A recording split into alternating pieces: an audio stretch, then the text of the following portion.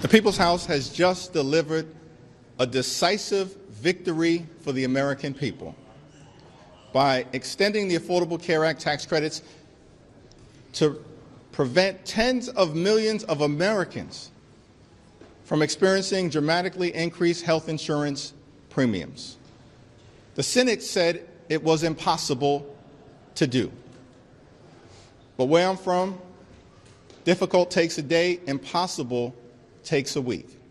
And in this first full week of the new year, House Democrats, every single one of us, joined by 17 Republicans, have partnered in a bipartisan way to protect the health care of the American people.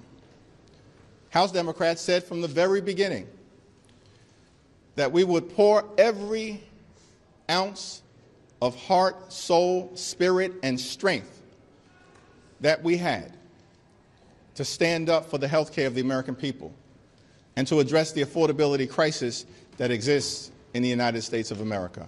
I'm thankful for the resolve of the House Democratic Caucus and our partnership with Senate Democrats, who made clear for months, beginning in September, that our commitment was to fix our broken health care system and address the Republican health care crisis, beginning with the extension of the Affordable Care Act tax credits.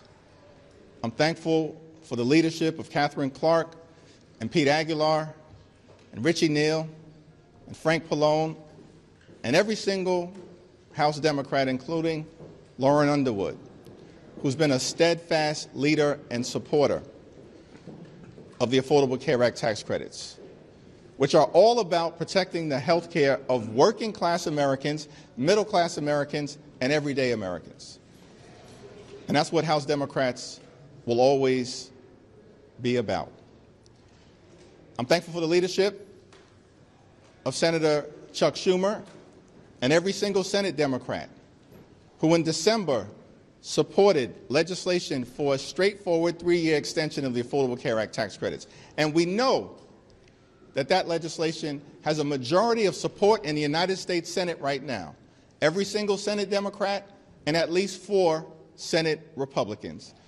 John Thune needs to bring the bill up for a vote immediately and stop playing procedural games that are jeopardizing the health, the safety, and the well-being of the American people. Welcome back to 45th Perspective, where we break down U.S. political news with facts, balance, and accountability.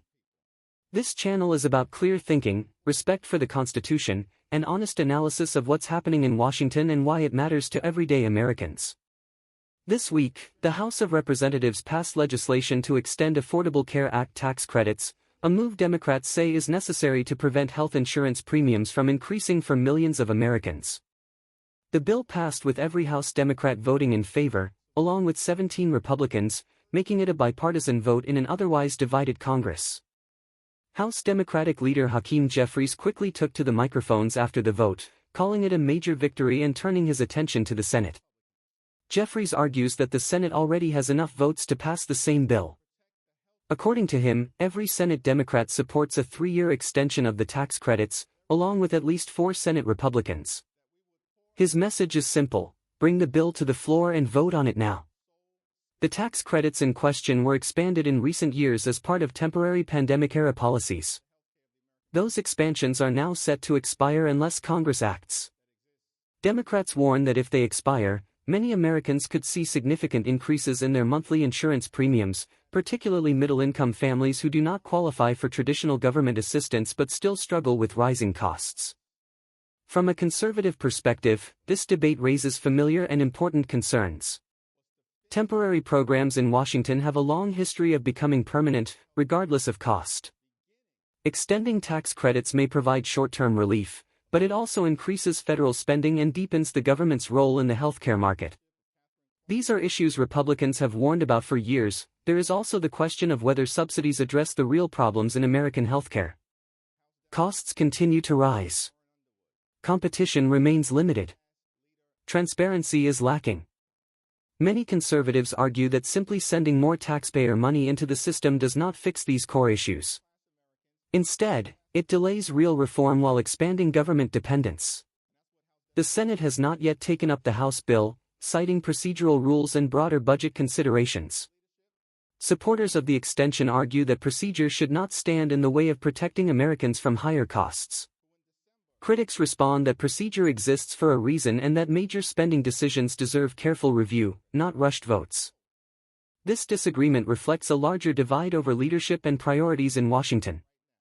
On one side, there is pressure to act quickly and expand government programs in the name of affordability. On the other, there is concern about long-term fiscal responsibility, national debt, and the growing reach of federal power into everyday life. For American families, this debate is not abstract. Healthcare costs affect household budgets, job decisions, and financial stability. At the same time, government spending affects inflation, taxes, and the overall economy. Both sides of the issue matter, and Americans deserve leaders who are honest about the trade-offs. The House has now made its move. The Senate holds the next decision. Whether this bill advances, stalls, or is reshaped will say a lot about the direction of healthcare policy and the balance of power in Washington. As always, the goal should be policies that protect families without sacrificing accountability, transparency, and fiscal discipline. That balance is difficult, but it is necessary for a strong and stable nation. If you found this breakdown helpful, please like this video, drop a comment, and subscribe to 45th Perspective for more honest analysis.